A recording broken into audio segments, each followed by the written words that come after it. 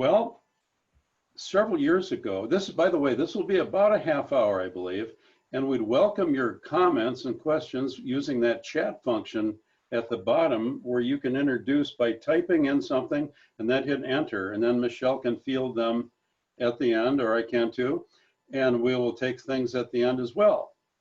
So to begin with, several years ago, I developed a presentation that deals with the streets of Iowa City. Some of you may have heard that.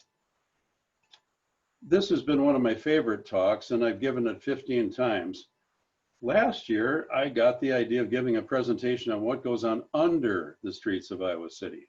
There are all kinds of considerations: water piping, sewer systems, electrical lines, fiber optic cabling, natural gas lines, and other things. A presentation could be developed to encompass all of these, but it may be way too lengthy. So I decided to concentrate on just the three systems that involve water, namely the water delivery system, the conveyance of wastewater through the sanitary sewer system, and the management of stormwater. So today I will discuss water management in Iowa City. I think we take our everyday conveniences such as toilets, drinking water, for granted. Kind of like our health. When we have it, we don't really appreciate it. So let's start with the water supply system. We all appreciate a nice clean glass of water and clear, safe water to cook and bathe with. Is there an endless supply? The answer is no. But in Iowa City, we're fortunate to have a good continuous source of water, at least for now, but we should all think about what we can do to conserve this precious commodity. Iowa City got its first water treatment plant to supply residents and businesses with pressurized water in 1882.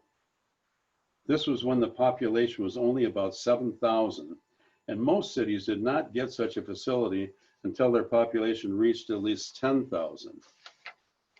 So what did Iowa Cityans do for water for the over 40 years of their existence before 1882? One can only surmise that they did one or more of these things. They constructed wells, used cisterns, or drew water from the Iowa River and the many creeks that ran through town. The river and creek water was not always safe, but a measure better than raw water from those sources that we might use today. What's the difference between a cistern and a well? A cistern is a device that collects rainwater, whereas a well uses groundwater that's pumped up through it. Here's an 1874 Sanborn fire map of a portion of downtown Iowa City showing the location of a cistern that I've circled in red, holding 700 barrels of water. This water was probably used only for fighting fires. On March 27, 1861, a fire broke out that burned most of the buildings on Dubuque Street between Iowa Avenue and Washington Street. And it was said that at least 8 or 9 other business district fires occurred in the decade of the 1860s. Sadly, these fires were often quite devastating, and that mostly wooden structures existed that were quickly consumed by the fires, and the firefighting equipment was inadequate. What about water towers? We've all seen them, especially in small towns like Solon. Some cities use a little humor or play on local history in the design of their water tanks. Some private pilots use them as navigation tools when they're lost. Well, we have one in Iowa City by Kinnick Stadium. This tower is a university structure. It's not owned by Iowa City. The tank holds 750,000 gallons of water, and it was finished in early 1961 for extra water storage for the university and serves to boost water pressure during emergencies. How does a water tower function to boost water pressure? Water towers work by simply moving the water by gravity to lower elevations. In many cases, this can create enough pressure to supply an entire town. As the water in the tank is depleted, a pumping station resupplies the tank. So where are the water towers in Iowa City? The answer is we don't have any. Iowa City established a waterworks in 1882, and at the intersection of Davenport and Madison Street, that's where it was, I mean.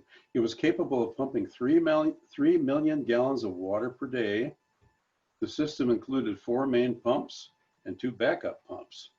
Water was pumped directly out of the Iowa River and was used only for fire protection by supplying water to 18 fire hydrants.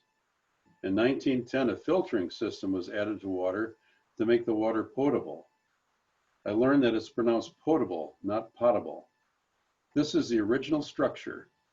The service was called the Iowa City Water Service Company, and you may be surprised to learn that it was privately owned. In fact, it was privately owned for nearly 80 years, until 1961, when it was sold to Iowa City. In May 1940, Iowa City voters rejected a proposal for the city to buy the water service company by a margin of 6-1. When the proposal of Iowa City to take over came again for a vote in 1961, the water company's stockholders had to approve the sale. They did. Also, the voters in Iowa City had to approve the measure. Only 20% of the eligible voters voted, and the issue passed, but not by a great margin. The vote being 1,800 and some yes, and 1,300 and some no. Just before the sale, Iowa City was one of only 3 cities in Iowa that still had privately owned water companies. In 1963, a second water plant was built next to this one, and it was expanded in 1972. The new plant processed 3/4 of the city's drinking water. Iowa City has no water towers, but we used to have one. It was built in 1903, located close to where Dodge and Governor Streets merge, not far from the Hy-Vee store on North Dodge Street. It was at an elevation of over 100 feet above the Iowa River. The tank held 80,000 gallons of water. The tower supplemented the water pressure provided by the main pumping station on Madison Street.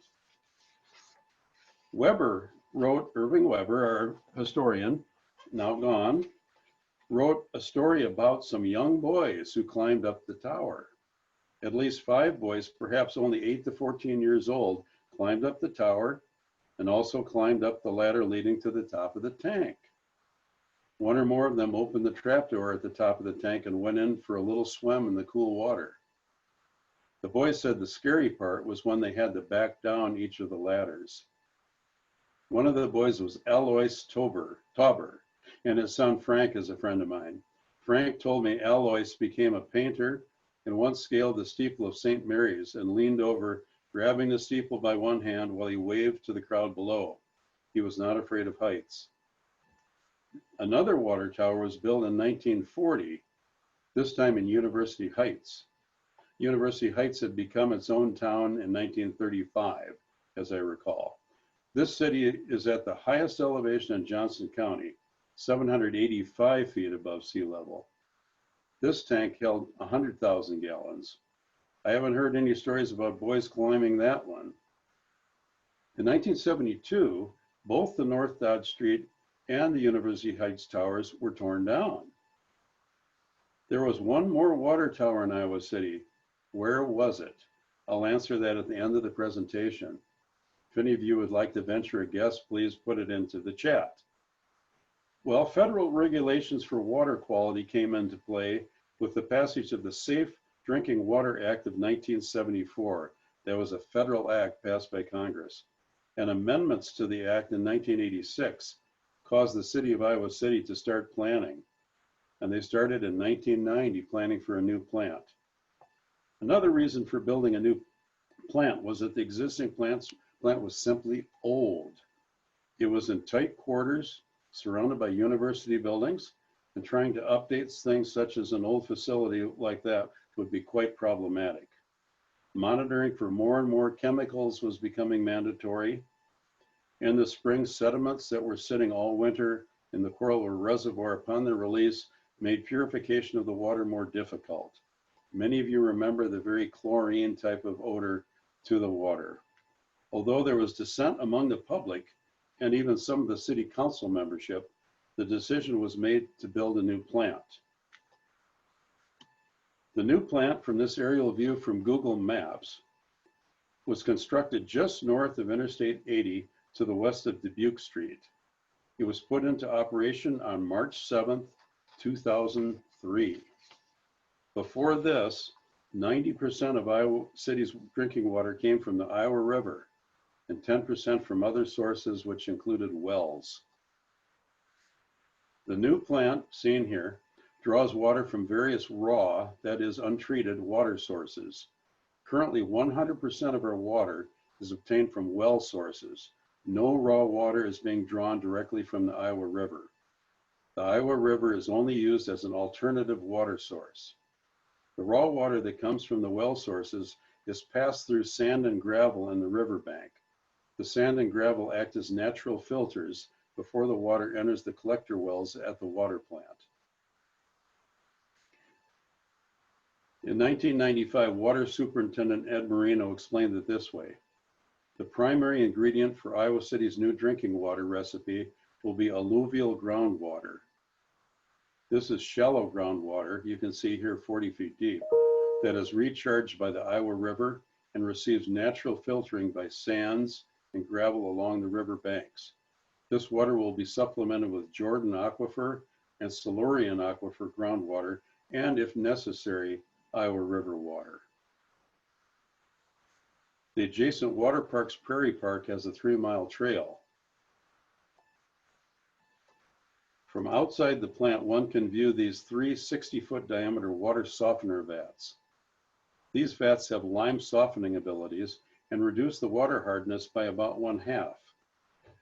To the delight of Iowa City residents, this new water is better tasting, less hard, and uses a different chlorine that the old water plant used. The new plant also provides more consistent water pressure to homes and businesses. Signs outside the plant have the motto, "Our future is clear." The treatment of the raw water includes many operations. This is a vast oversimplification. The turbidity of the water is reduced, disinfection with chlorine is accomplished, and a minute amount of fluoride is added. You can find a video on the Iowa City website that provides more detail. Once the water has been treated, it's kept in storage tanks that hold 2 million gallons. High pressure pumps are used to send the water through 2 large water mains to 4 storage tanks spread pretty evenly throughout the town. The water is supplied to over 74,000 customers in Iowa City and University Heights.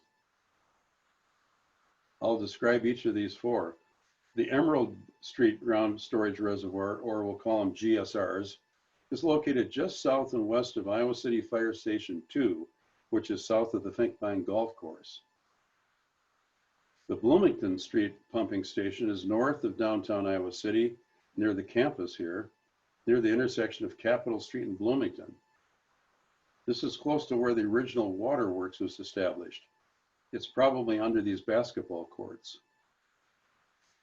The Rochester GSR sits in a hollow, so the large tank is visible above ground and is located near First Avenue in Rochester, east of First Avenue, just north of Rochester. It'll give you some idea of the immensity of the tank.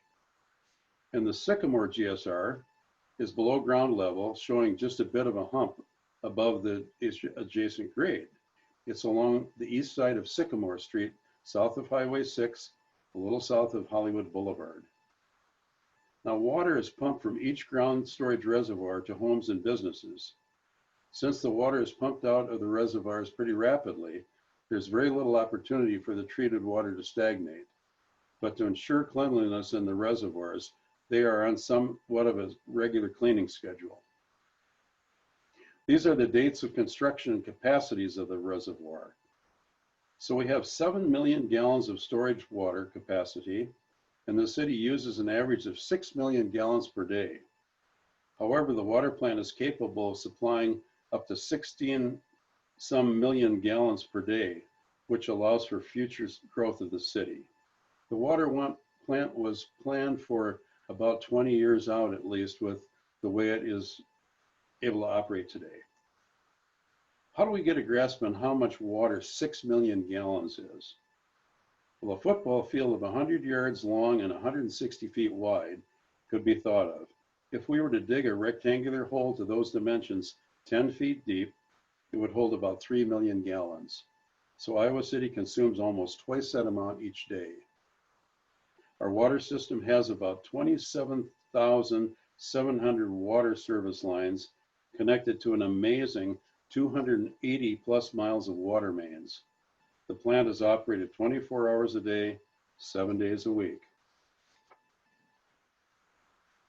We often see workmen repairing a water main break.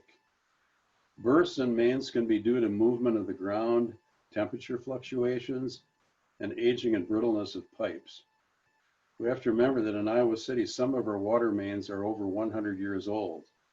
We routinely have about 80 water main breaks in a given calendar year.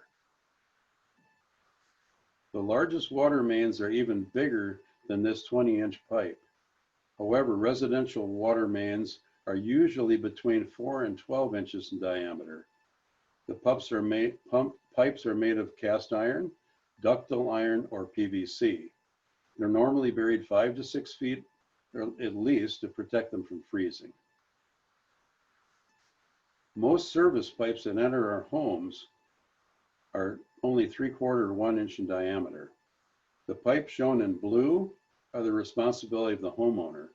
The red structures are maintained by the city. What's called the stop box, I'm circling here with my pointer, is the on-off valve to the house. The cap should be just at ground level to have access to turn the water on and off. If it is too high, it's a hazard for mowing and walking. I remember recently the city came around and raised mine up because it was beneath the surface. So what kind of water pressure is maintained on our water lines? According to our water superintendent, system pressure varies based on elevation, but generally ranges between 38 and 110 pounds per square inch. That's a big variance. But the homes that are most distant from the pumping stations and those at higher elevations will probably have the lower pressures. Water coming into our homes from the street has its pressure regulated. This is not only a water meter, but I believe a water pressure device. We should all be familiar with where the water shutoff is in our homes. And we've all seen water being flushed from one of Iowa City's more than 3,000 fire hydrants.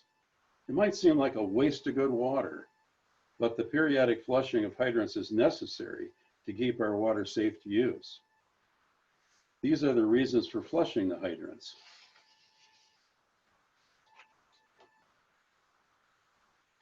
A big one is to remove sediment and rust from the water mains to keep it out of our homes. Water mains are lined to reduce contamination. This is a section of what's called ductile iron concrete lined pipe, which is commonly used for water mains. It has an iron casing, concrete lining, and a textured polymer coating on both its inner and outer surfaces. I'm going to discuss our sanitary sewer system next. Iowa City, like many cities, originally had a combined storm and sanitary water system. In other words, both wastewater and stormwater were conveyed through the same pipes. With large amounts of rainfall, the stormwater would overwhelm the wastewater treatment system and result in backup in homes. Now the stormwater and wastewater are routed through separate pipes. So how do we move wastewater out of our homes? Normally, we need only 1 to 2 degrees of slope, such as shown in this pipe here, to move our wastewater to the sewer in the street. This means only 1 foot of drop per 100 feet of run is needed. For a typical home, a 4-inch pipe is needed to convey the flow. Businesses and apartment buildings may have a 6-inch or larger pipe system. What should we flush down our toilets? The rules are simple. Only the 3 P's, poop, pee, and paper, as in toilet paper. Flushable wipes should not be flushed because, in spite of what manufacturers tell us, they usually do not break down. They can clog pumps and the equipment designed to cut them into smaller manageable pieces. The screening equipment at the head of the wastewater treatment plant removes most of them, but some get through. After our home sewage reaches the street, typical diameter of a street sewer pipe is about 8 inches. What about the drains that we have on our basement floors? They connect to the sanitary sewer, just like our toilet and sink drains. When sewage cannot flow all the way to the wastewater treatment plant by gravity, lift LIFT stations are required. A lift station, also called a pump station, collects sewage that cannot be conveyed any further by gravity flow and pumps it to a higher level. Once there, the wastewater again flows by gravity. There are 17 such lift stations in the entire Iowa City sanitary sewer system. This station is located across the road and west of the new Hoover Elementary School on American Legion Road. Some unwanted debris is caught in baskets at the lift stations. They need to be emptied by hand, which seems like a rather unpleasant job. Screening devices are located at the head of the wastewater treatment plant, and they operate automatically. The sewage is conveyed to over an incredible 300 miles of sanitary sewer piping to the waste treatment plant located at 4366 Napoleon Street, which is about a half-mile east of the Pleasant Valley Golf Course. On average, this plant treats over 9 million gallons of wastewater per day. Large tanks and basins are used to treat the water, and a 16 million, what's called the equalization basin, is used if the plant cannot accept all of the wastewater coming in at one time. After the wastewater enters the treatment plant, it takes 12 hours to process before it can be sent to the Iowa River. And since 2014, the plant has been able to biologically remove 2 key nutrients, total nitrogen and total phosphorus. The final consideration in water management is stormwater removal. Ralston Creek, with its 2 branches I've outlined in blue, is the major creek system in Iowa City, and of course, just on the east side of the river. Ralston Creek empties into the Iowa River near the new Riverfront Crossings Park. The red bars on this slide represent water control systems that were built in 1982 to help control flooding. Ralston Creek has caused flooding on many occasions. After a 5-inch flood, or rainfall, I should say, on July 17th of 1972, the downtown area looked like this. Here's another view of the floodwaters. 2 dams were constructed in 1982 to reduce the flood potential from Ralston Creek. You may not realize it, but when you drive on Scott Boulevard, just north of the Muscatine Avenue, American Legion corner, you are driving over one of these dams, like right here. This dam is on the south branch of Ralston Creek. Even though only 1/3 of the creek is upstream from this point, a considerable flow of water is held back at times. A heavy rain resulted in water retention all the way into Rita's dog park ranch, behind the dam. I took this picture, it was a number of years ago anyway. But what happens is this allows the water to be slowly released downstream through a narrowed outlet, so it controls the flow. The dam in Hickory Hill Park contains a massive amount of fill, as you might imagine here. This is the area of the Ralston Dam's inlet pipe. I took this picture just on April 17th or 27th. The basket-like structure was designed to keep debris from plugging the outlet pipe, and we can see that it's been doing its job. I sent the picture to the engineering department of the city, and they placed the cleanup of it on their service schedule. In spite of these mitigation efforts, Ralston Creek can still threaten to overflow its banks. It almost flooded the new Pioneer Co-op in the spring of 2013. This was actually the same rainfall that I showed you the result of at the dam on Scott Boulevard. This was in 2014. It was a 3.5-inch rainfall over 6 hours. It resulted in the Rundle Street Center Avenue intersection flood. At this location, there is a pump station that's used to assist in this water removal, but it obviously could not keep up with it. The pumped water is released through these pipes into the creek. I saw the caps open a full 90 degrees when the pump was in operation. On November 17th of 1910, which was a year or two before the Rundle addition to Iowa City was developed, the first streetcar line began operating. My research showed that the streetcars shown by a black line originally ran diagonally to Sheridan Avenue, ran down to where you remember the ADS plant was, which was not the ADS plant then. It was a farm implement company. Bear in mind, this map shows streets that were not yet developed, but I used a recent Iowa City map to illustrate the location. In addition, I bowed Ralston Creek out to the east because I learned that it once was positioned that way. According to Irving Weber, when developers began work in 1911, they changed the course of the creek after they found it hard to sell lots in the bowed out area because the creek frequently flooded. The creek was rerouted down the alley between Rundle and Grant Streets, where it remains today. The rail line was also rerouted down the middle of Rundle Street, and that explains why Rundle Street is so wide, so traffic could move on either side of it, north and south. This 1908 plat confirms that the creek once bowed out to the east, as you can see right here.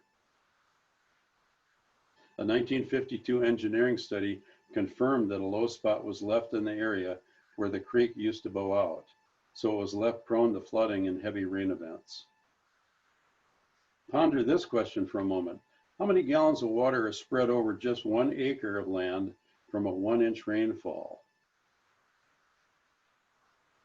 The answer is 300,000 gallons.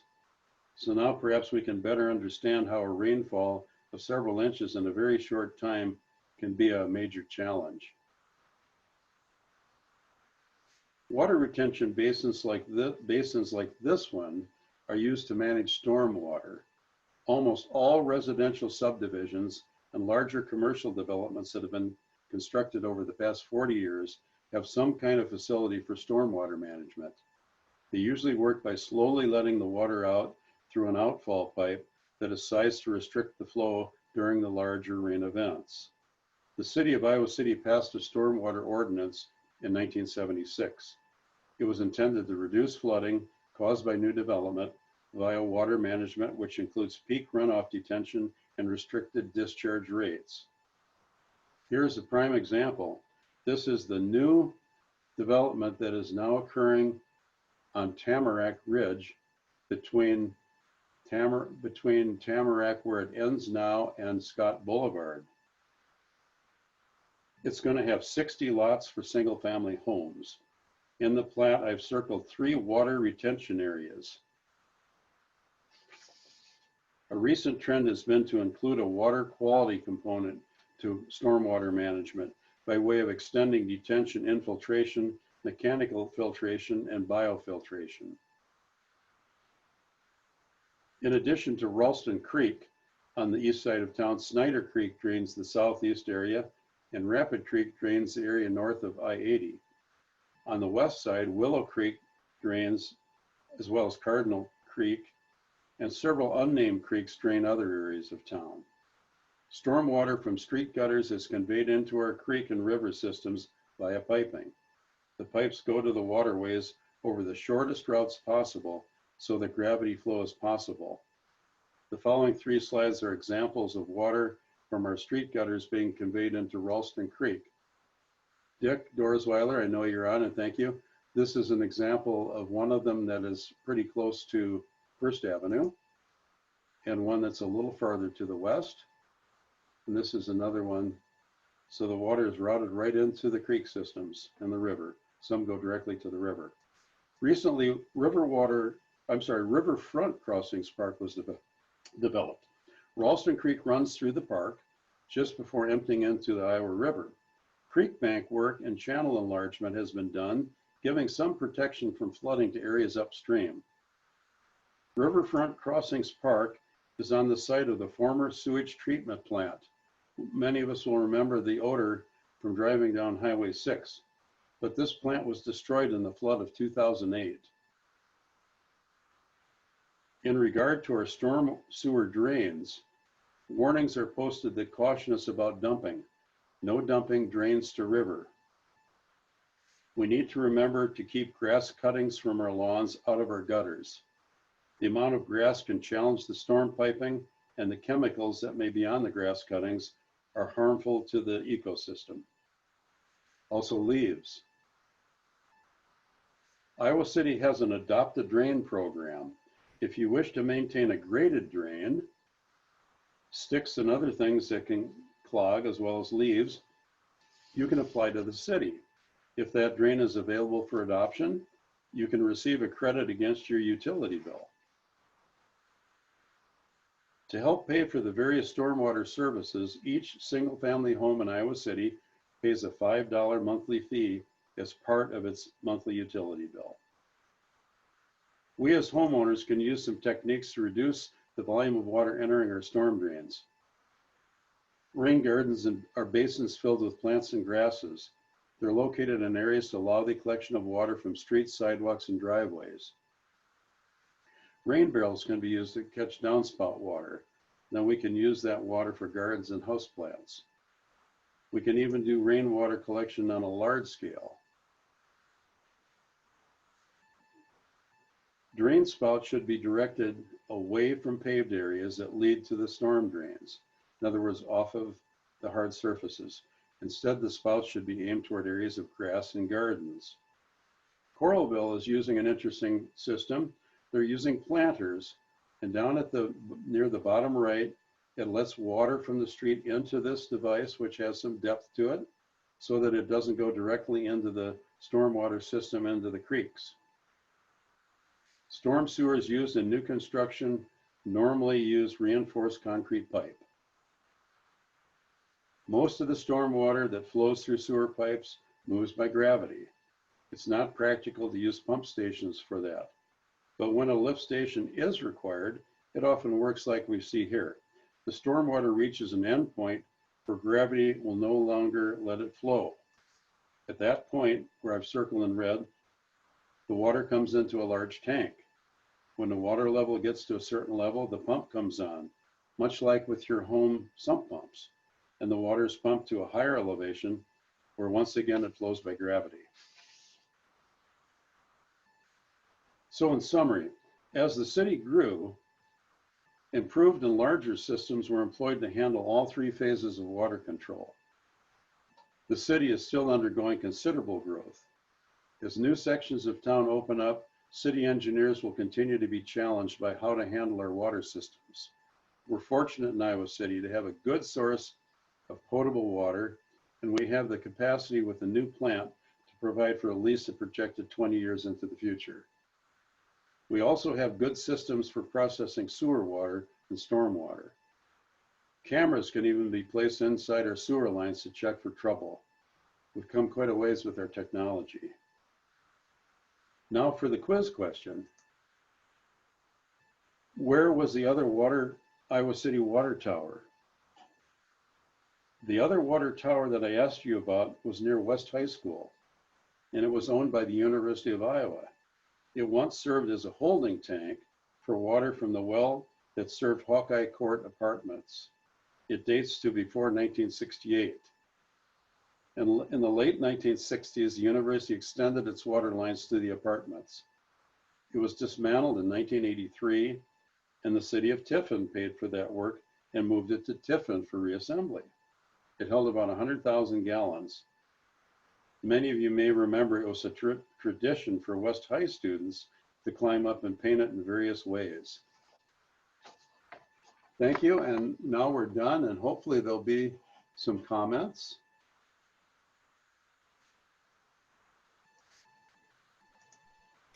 There were a few questions in the chat area. I don't know if you can see those, Tom. Yes, So I can. I'm going to address that, and I'm going to go ahead and unmute everyone. So you have the option, folks, to mute yourself if you have background noise, but I want to make sure you can talk if you want to. Okay, I see from Dick Dorsweiler, how come we have more flow in sanitary sewer than in clean water flow from the water plant? I'm trying to figure out what this means now. Oh, So Tom, Dick, you probably picked up on the fact that I said we process 9 million gallons, whereas we only use 6 million gallons. that's it. Thank you. That's a great observation. And I had that from another friend when I talked about the making up of this presentation. I don't have an answer for that, Dick. I think it's something that is very interesting though, because it seems like quite an overage from the amount of water usage. How else does it get back in there? So that's something that we have to investigate a little further. I don't know. Anybody have any thoughts? The second one, how does street runoff from snow and ice melting, sand, salt affect the quality of storm water draining into the, I don't know that either, but I imagine it could be somewhat adversely. I would think especially with the salt. The sand, I suppose, is more of a natural thing. I don't think there's much we can do about that. And I wonder how much of the sand even stays in the system without being flushed through. But I imagine it all has to go through. We've all seen that there is a manhole cover on the top of the entries to the sewers. I'm not quite sure how that functions. I would have to think of some sort of a clean out mechanism if necessary. And I don't know how well a person could get down within the system there. Then the last one, the city plans to replace extensive areas of turf in many parks, Willow Creek and Villa on the west side, for example, with prairie plants. This will take 2 to 5 years. Is this likely to affect stormwater runoff? I wonder about that. You might think in a way that it might help it. It might reduce it if these areas of plantings are beds that would have mulch and act as some of these garden areas that I discussed as one possibility of reducing our water flow into the system. Anybody, any thoughts on any of those things? I thought that was the motivation that the city was doing a number of these projects, is to reduce the runoff. Okay, it could be very well, Dick, yes. I spoke with not so much people involved with some of those things, but I did speak to several of the engineers who were kind enough to share information as I prepared this. So a lot of the water plant superintendent and some of the civil engineers. Thank you for the comment about the good presentation, Dick, Richard, Rick. Yeah, thank you. I have a question about permeable sidewalks and driveways. It was my understanding that the city has some a program where they'll support somewhat replacing regular, concrete driveways with permeable ones. Do you know anything about that? I've not heard anything about that, Mary Lynn. That's interesting that they would go to the cost of that, but yes, that's right. What she's speaking of is there are semi-permeable surfaces that are sometimes utilized instead of concrete, which also then function to drain water down into the soil. And I don't know that we have very much of that in Iowa City, and I haven't heard of anything of that program. Mm-hmm. That's been done. I was on the faculty excursion where they used to have through the provost's office in faculty tour in May 2014. We spent a day in Dubuque, and they have a very extensive flood control plan in Dubuque that includes a lot of areas of permeable pavers. So Okay. that's been part of their plan for some years. Great. I know on a lot of walkways they use them too in downtown areas, but I'm not so sure about Iowa City, right? The Unitarian Church in Coralville had their parking lot done with that. So if people want to go see what it looks like, you can just drive in their parking lot any day and take a look. Oh, interesting. I wonder what the cost factor was compared to concrete. It's more expensive. Yeah. Okay, I think it's like 50% more. I So see. it's a big commitment. Yeah. Right. I like Ken Bowen's picture there with the dog.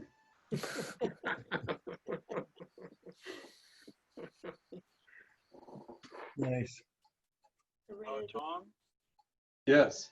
I had a second question. I incorporated my first. So I'll just verbalize it. What's the responsibility that's inherent in the adoptive drain? That option, is that out to the public? I don't know, Rick. I just read that on the city website. I imagine you'd have to call them and find out. In other words, how do they monitor the fact that you're in fact doing that and cleaning the drain? And I don't know. I can speak to that. I have adopted our drain in Oh, our house. We good, did good. this many years ago after we had experienced some flooding in our backyard and mostly in our neighbor's yard. And we noticed it was clogged, and we called the city and asked them if they could clean it. And they said that they had this program. And so at that point, when we started it, it was a yard waste sticker. They would give you a free yard waste sticker that allowed you to kind of use the yard waste to clean out your drain. They came in and they cleaned it professionally the first time, and then it's really just kind of up to the neighbor to do it, you know, for us to do that. I have never seen them come out to check on us to see if we're doing it. I think it's mostly an honor system. We do they call us every year and ask us if we want to renew our adopt a drain and make sure we're still wanting to participate in the program. Mhm. And then instead of giving you the yard waste sticker, now they just take that yard waste fee off our bill each year. Obviously, it's in our best interest to keep it clean, so we do Right. that. That's good. Thank you. Anyway. And I can look at the city I can check in with the city and see if they have a program about those permeable pavers. And I can send you that information if I find that. Mary Lynn, you must be in our senior center database email. Okay.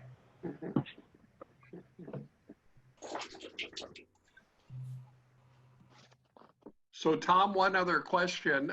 Do you know if the University of Iowa gets water from the city treatment plant? Or I know years ago they had their own system that had even worse tasting water than Iowa City's. As far as I know, they indeed have their own system.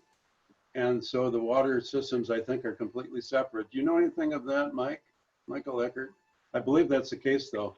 I was in contact with them, but didn't get a response, wondering about such thing. Well, I assume that they, from what I've read, that they do have their own system. I believe they still do. Don't have any other questions. I just want to thank Tom again for putting yet another fabulous program together for the Senior Center and for your enjoyment. And Always glad to do it. I know it takes a lot of your time to put these together, but you do an excellent job. And so thank you very much. We can give them an applause here, virtual applause. You can click on the reaction applause. Yeah. Oh, Thanks, okay, Thanks, Tom. Tom. Yeah. Thanks, everybody. Oh, Thank you good. much. I like that. Yeah. See ya. Bye-bye. How'd you do that? Thanks, Tom. Thanks. Okay.